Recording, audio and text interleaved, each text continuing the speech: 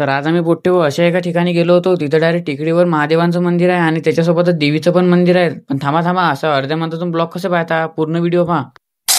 तर काय म्हणता मग, कसे आहात? सर्वांना माझ्याकडून जय श्री गजानन.